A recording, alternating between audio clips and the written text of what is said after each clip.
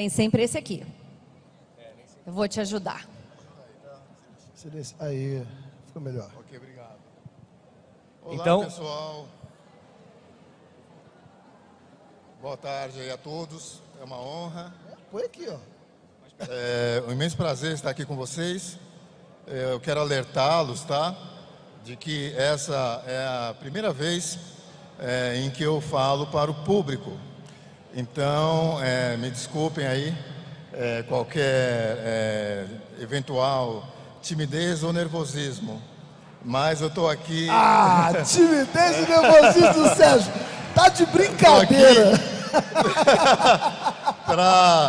Para falar as verdades que eu sempre venho dizendo, como muitos aqui já sabem, nas minhas redes sociais, e para tentar fortalecer aí a nossa pauta, a nossa luta, no meu caso, mais especificamente, pela libertação do negro, da mente do negro, que acha a esquerda que está sob sua tutela. Os negros não são pets da esquerda, não estão na sua coleira. Uau. Isso é algo que ocorre... isso é algo muito restrito. É um mundinho, é praticamente um gueto, tá? Esses negros vitimistas e ressentidos, negros rancorosos, negros que partem para a propagação do revanchismo racial, da reparação histórica, que não faz sentido algum.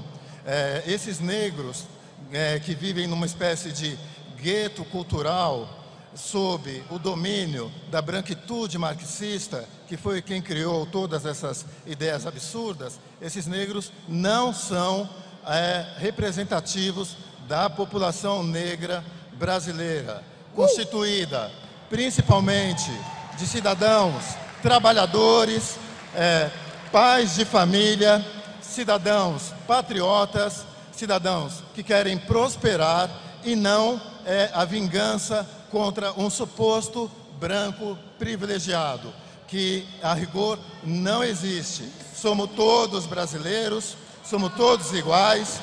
A vida... Obrigado.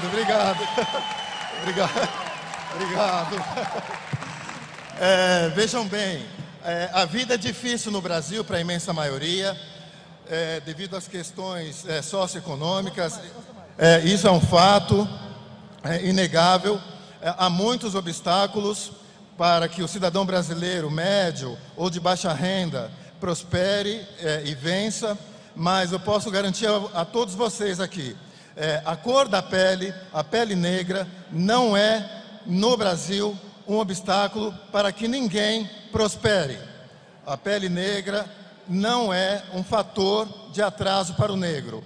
O que está hoje dificultando, digamos assim, uma ascensão em maior escala dos negros, que eu abro um parênteses aqui para lembrar que negros constituem apenas 9% da população brasileira, tá? É uma picaretagem da esquerda afirmar que somos 56%, posso voltar a esse assunto depois, mas retomando, o que está dificultando essa questão da ascensão do negro em parte, a vitimização, essa propagação da vitimização e também o acirramento do racismo.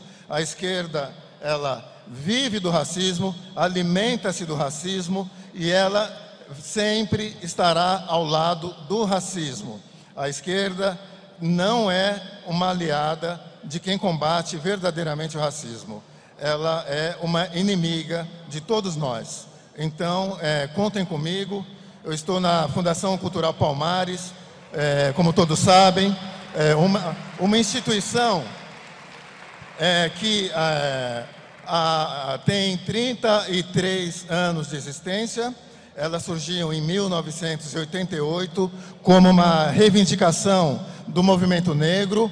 Portanto, a Fundação Palmares, ela tem no seu DNA o gene da vitimização, do rancor e do ressentimento.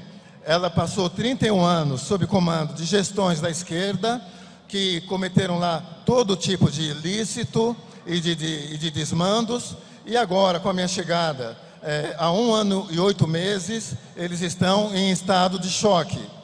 Eles estão realmente desnorteados. Eles nunca viram um negro que dissesse na cara deles que eles são o que são, imbecis raciais. Muito bom. Sérgio. O movimento negro, só para dar uma oportunidade aqui para meus colegas, é importante dizer que o movimento negro, ele é deletério para o negro. Ele é tão maligno para o negro quanto o branco racista. O movimento negro já teve uma história gloriosa, uma história digna e nobre.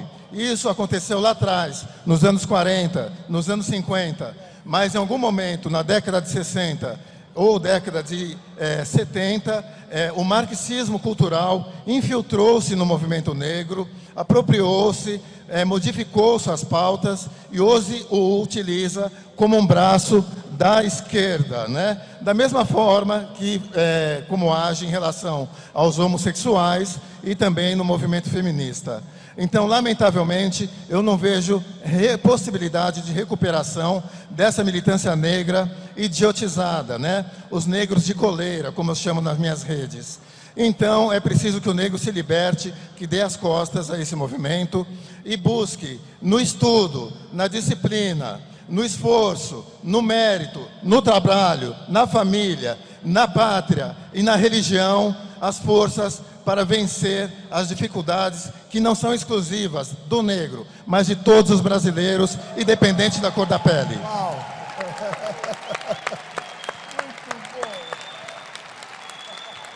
Invocado, hein? O homem invocado. Wesley, em que o movimento negro te ajudou durante a tua trajetória de vida? Absolutamente nada. Primeiro, eu não me permito deixar que a minha pele seja uma bandeira que me venda dentro da cultura negra como uma bandeira ideológica que o negro é propriedade da esquerda, ou seja, o negro no sentido, digamos assim, de histórico, a história de aprisionar, de chicotear, de amarrar no tronco, vendeu para o negro que ele é um escravo, e essa facilidade de aceitar a escravidão é se submeter a um governo de esquerda, porque é escravizar a mente, já que não pode mais amarrar os punhos, não pode mais amarrar os pés, então vamos escravizar a mente. Escravizando a mente, eu vi um projeto, eu vou ter que falar, lá no Rio de Janeiro, e uma parlamentar negra levantou que tinha que ter mais verba de campanha para o candidato negro. Ou seja, não basta saber se ele tem um projeto bom, se ele é um bom político, mas por ser preto ele vai ter mais dinheiro para verba de campanha do que o branco. Não me importa se ele faz um bom trabalho, basta ser preto. Da mesma forma que quando eu olho a minha história, eu nasci numa favelinha, um barraquinho de madeira, não vim de berço de ouro, sofrido, batalhador. Um dia desse eu soltei um vídeo contando um pouco da história, a história do meu pai, quando eu vi um ministro do STF dizer que encontrou um negro mestrado, que havia encontrado, ele tinha vindo da França, ele disse que era um negro de primeira linha.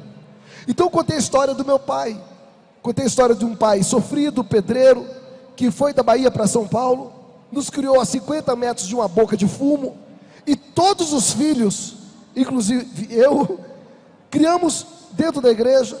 Todos os filhos hoje são pastores, mas convivi com a facilidade de me submeter ao que aquela comunidade me oferecia. Então veja bem, eu perguntei para esse ministro no vídeo, eu perguntei: esse senhor pedreiro, Renato Brito Souza, meu pai, é negro de que linha? Uma vez que um branco na minha rua, catador de papelão, Sérgio, ele chegou no meu portão, eu quis dar 20 reais para ele comprar uma marmitinha. E eu falei: Tadeu, pega esses 20 reais para você comprar uma marmita. Ele disse: não faz isso, cara. Eu não sou pedinte, eu sou catador de latinha. Eu amasso a latinha e vendo. Eu não quero o seu dinheiro. Se você quiser deixar eu entrar para pegar uma latinha, podar sua árvore, eu aceito seus 20 reais. Aí eu perguntei: o Tadeu, ele tem um cachorro, que é o Dudu, que fica em cima de um carro de papelão e reciclável. Esse cara não usa toga. Esse cara não sabe o que é roupas de marca, de grife. Esse cara, pela consciência dele, a natureza dele de honestidade, jamais ele soltaria bandido. E ele é branco de qual linha? Me responde, pelo amor de Deus. Não aceitou R$20 porque ele precisava trabalhar para conquistar os R$20. Da mesma forma que eu quero agradecer o Sérgio, que o Sérgio, ele fez a minha voz ecoar mais forte. Porque eu fiz um vídeo, e na época, esse vídeo ele se chamava Para-brisa versus Retrovisor. Muita gente deve ter recebido esse vídeo, mas a primeira pessoa que postou esse vídeo e fez com que depois meu amigo Mário Frias postasse, meu amigo Eduardo Bolsonaro postasse, muita gente, eu acabei tendo muitos amigos por causa daquele vídeo. O vídeo contava exatamente o negro que olha para o retrovisor, e a palavra já diz retrovisor. Ele é pequeno, do tamanho de um smartphone, e faz você olhar para trás. Retroceder, retrocesso. Eu apanhei, eu fui escravizado, eu estava na senzala. Mas onde tem um retrovisor, eu falo no vídeo, tem um para-brisa enorme para você olhar para frente. Então não tenho que vender para os meus filhos, netos, bisnetos, tataraneto. A dor que sofreram, não era eu que estava lá, e não era o branco de hoje que estava lá me chicoteando. Eu não tenho que odiar o branco e criar uma narrativa de ódio em cima dessa questão de racismo para o branco de hoje. Mas eles fazem isso, e com isso eles me obrigam então a não olhar para o para-brisa e ter uma vida retrovisor e subir no caixão da Marielle, porque era negra como eu. Tá, mas eu não preciso subir no caixão de quem defendia maconha, de quem defendia aborto, se eu posso subir, por exemplo, no caixão de Machado de Assis, que foi fundador da Academia de Letras, caramba!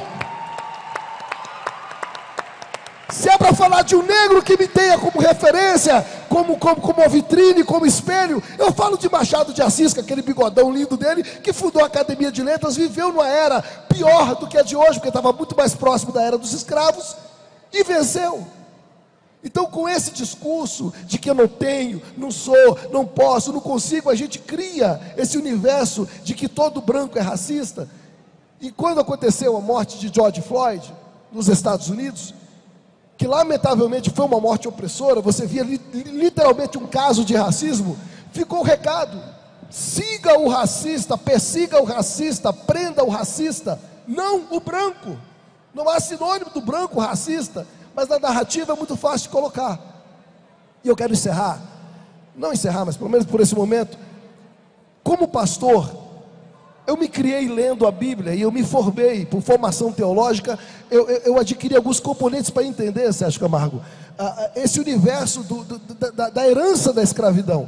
Mas se você não tomou, não foi você que ficou 400 anos tomando chicotada. Tá, ok, mas lá em Êxodo você tem um relato, um registro. Eu acredito que a maioria, por ser direita, são cristãos, não necessariamente por essa ordem, mas se aquele que não crê, pelo menos tome como uma historinha, uma historinha de gibi.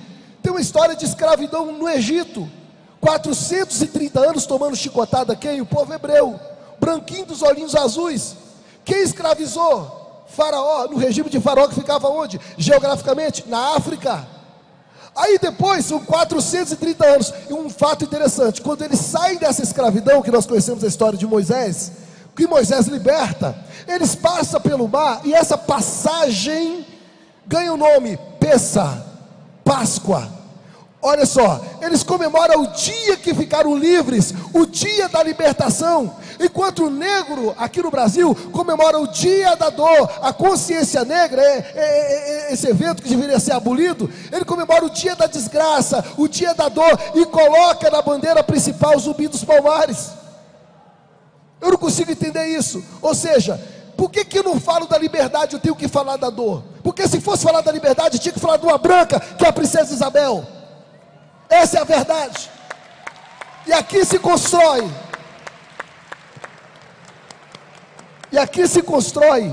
Onde está o verme, onde que está o escorpião do vitimismo, do racismo, que o pior racista é o preto vitimista. Repito, o pior racista é o preto vitimista. Obrigado.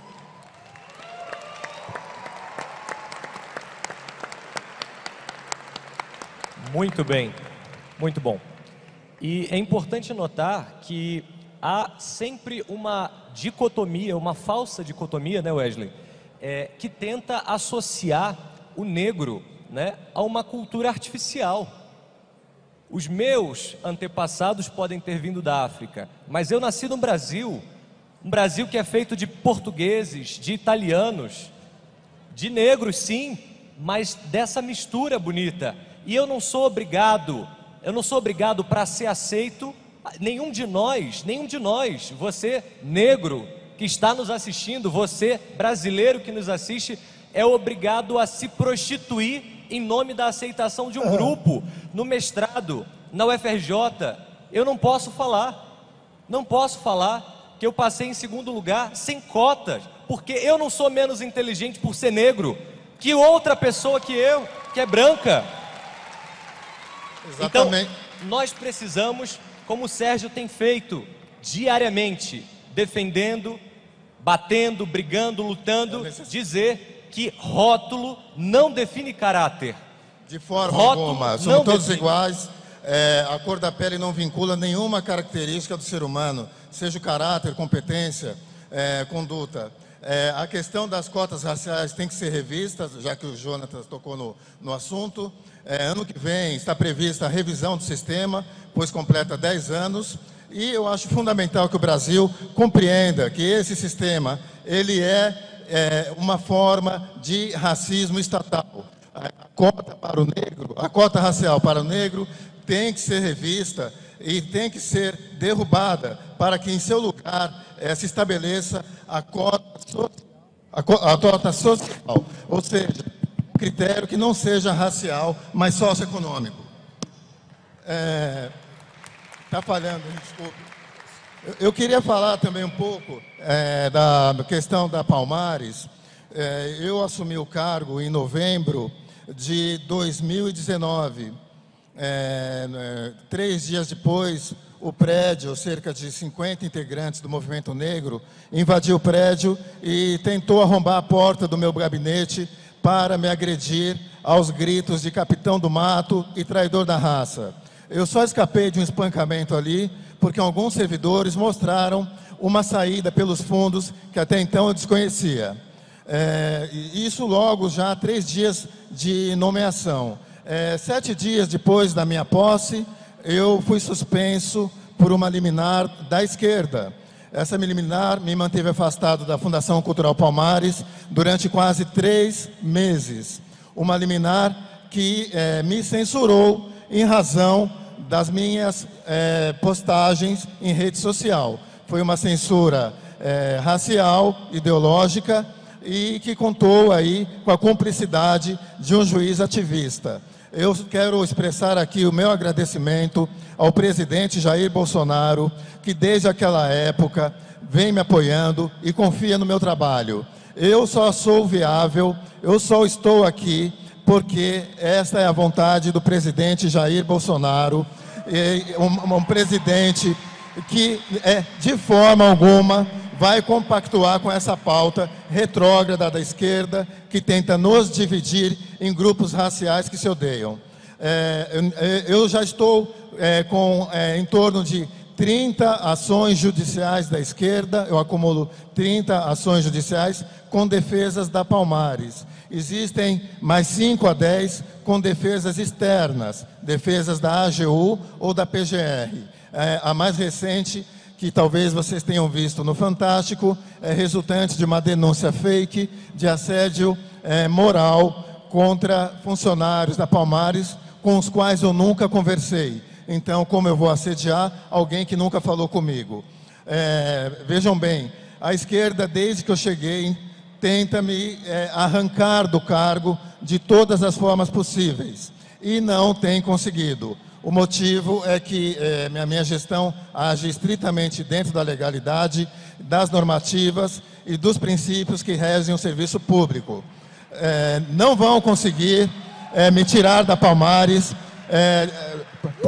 no que depender de questões técnicas. As ações são meramente ações sem fundamento, sem materialidade. São ações de mero ativismo racial.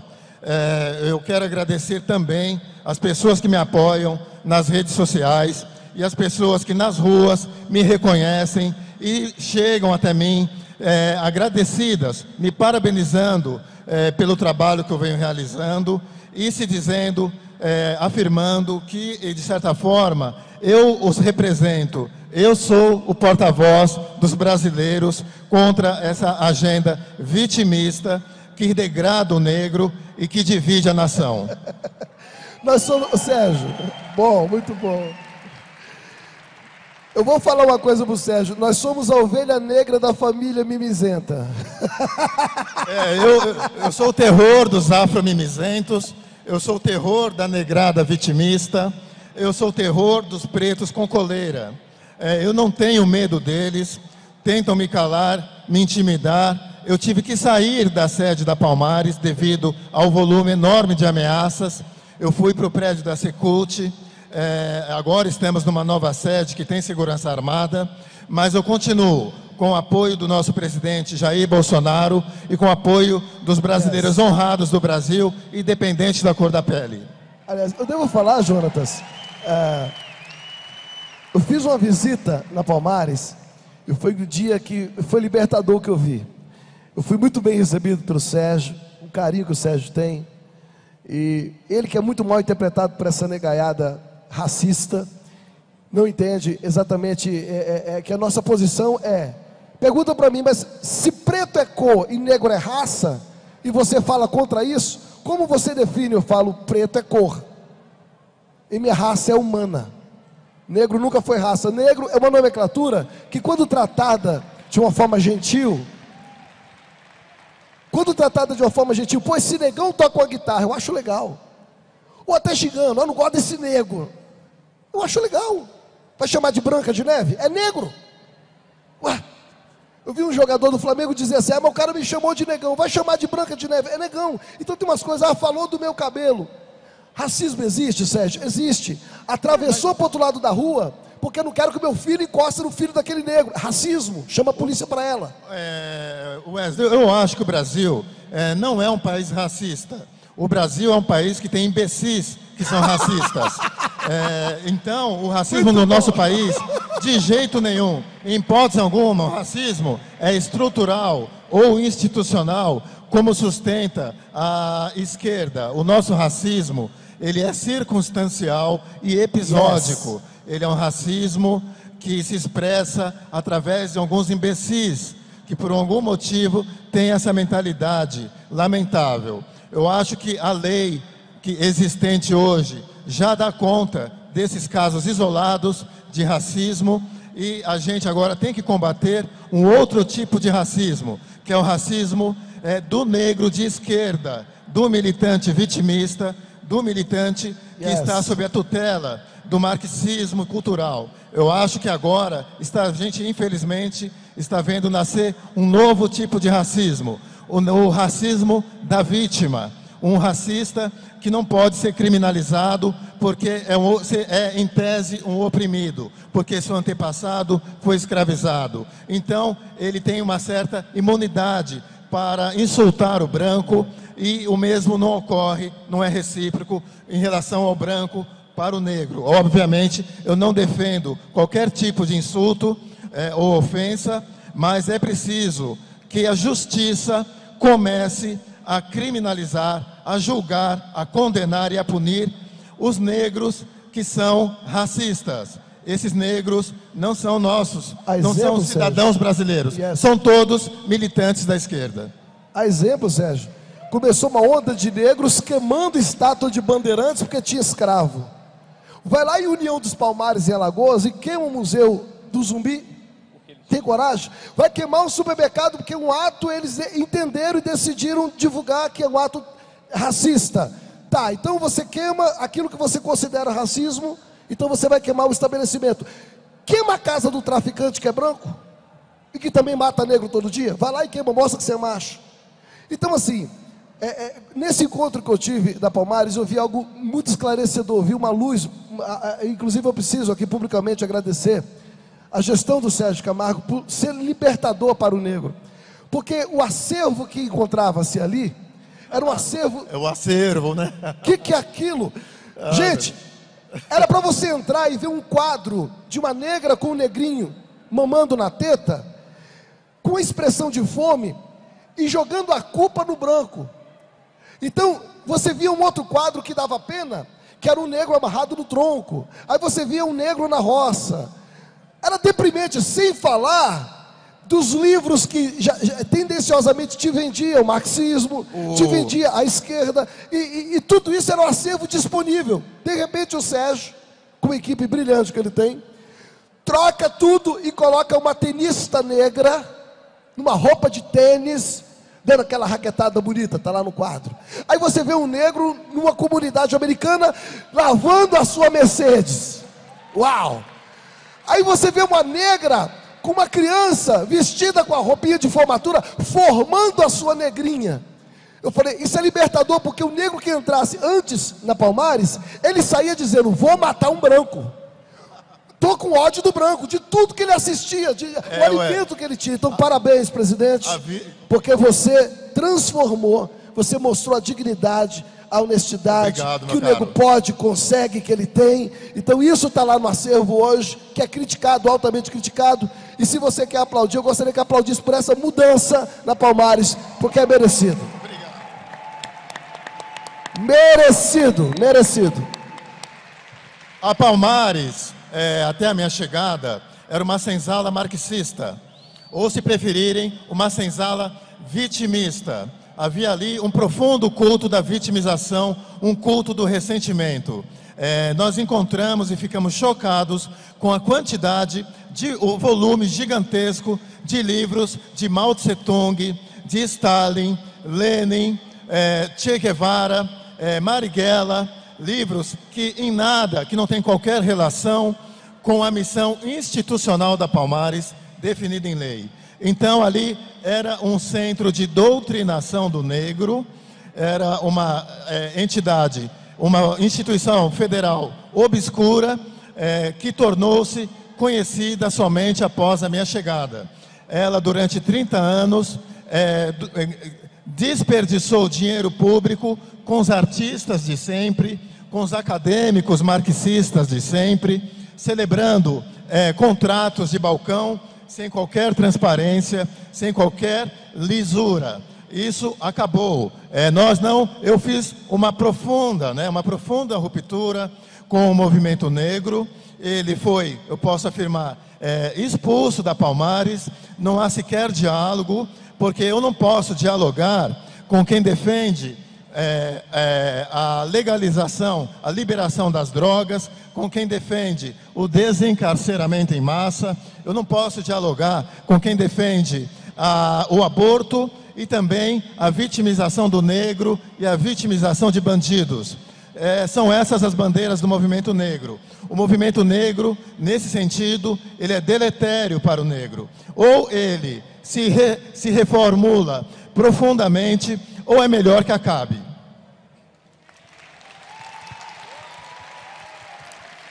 Pegando esse gancho,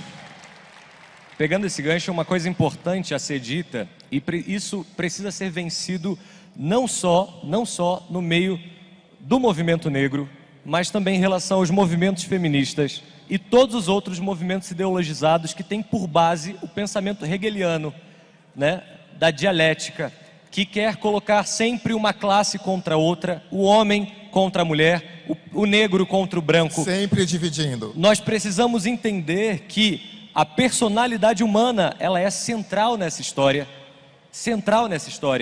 Olha, desculpe interromper, eu quero também deixar registrado aqui que houve, né, antes da minha chegada, inúmeros episódios de racismo dos gestores da Palmares contra servidores brancos.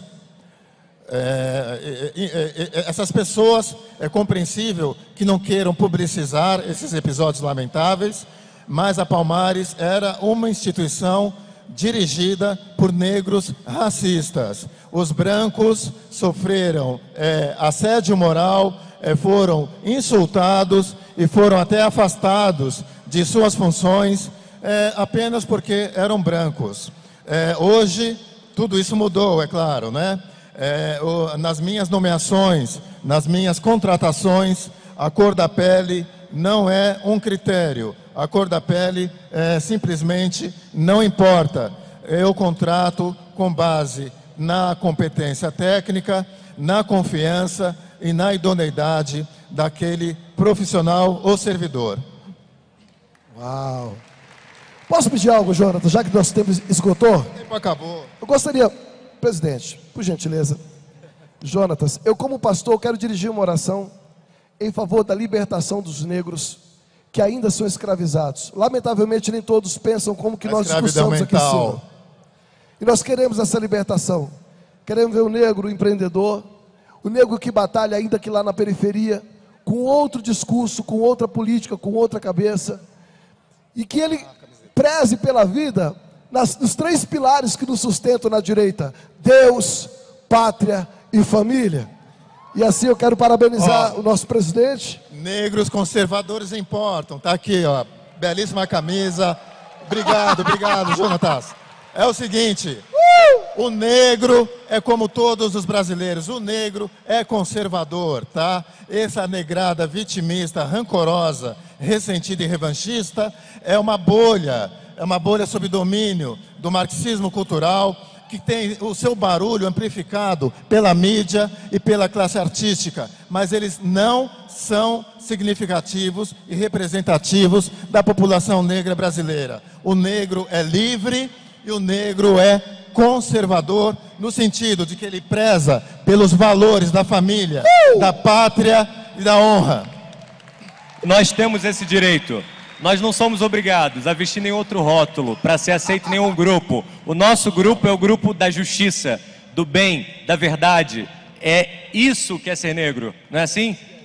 Exatamente. Vamos vencer essa luta. Obrigado a todos, tá? Pelo apoio, pelo carinho com que fui recebido, pelo reconhecimento, né, da importância, né, do trabalho que eu estou fazendo. A Palmares é uma fundação pequena, com um orçamento de 12 milhões, 110 funcionários e servidores, mas ela é uma instituição pública federal que tem um significado simbólico muito grande para a militância negra e para a esquerda. O que eu estou fazendo lá tem um significado simbólico poderoso. A gente está demolindo uma agenda que é perniciosa, uma agenda que divide e que deve ser jogada na lata do lixo, pois ela é imprestável para a nação brasileira. Contem comigo sempre, obrigado pelo apoio e sigamos juntos. Ano que vem, vamos vencer. Senhor Deus, eu quero pedir agora nesse instante, a Tua palavra diz que o Senhor dá ordem aos anjos, que o céu receba ordem agora, que venha tirar aquele que é prisioneiro, aquele que é cativo, aquele que está com a mente cativa, aquele Deus que emprestou a sua mente para a senzala ideológica. São meus irmãos negros, pretos também, que ralam, que trabalham, mas que precisam conhecer o Teu amor, precisa conhecer os princípios de um governo de direita, prezando por essas 3 colunas que nós dizemos: Deus acima de tudo, Deus acima de qualquer raça, de qualquer pele, o Pai da criação. Assim nós chamamos a Tua existência no coração deles, petrificado pelo ódio, pelo racismo, enrustido de vitimismo. Assim, Pai, nós pregamos a libertação através dessa oração, que venha sobre eles, e que venhamos ter um Brasil liberto, com negros libertos de mão dada com o branco, empreendendo, crescendo, olhando para frente, olhando, Pai, para o para-brisa, não para o retrovisor. Assim eu peço a bênção e a blindagem da Tua poderosa mão sobre a Fundação Palmares, que venha também sobre as mãos do Sérgio Camargo e de todos que apoiam ele ali nesse trabalho, que é tão criticado, que é tão atacado, e nós sabemos que chega a ser espiritual. Que acima de tudo, Pai, esteja o Teu Espírito, a Tua mão poderosa, e venha tirar do cárcere, quebrar as correntes de todos os negros que ainda estão presos, aprisionados nessa senzala ideológica. Assim te pedimos, em nome de Jesus. Amém e amém. Valeu! Amém, valeu, boa noite.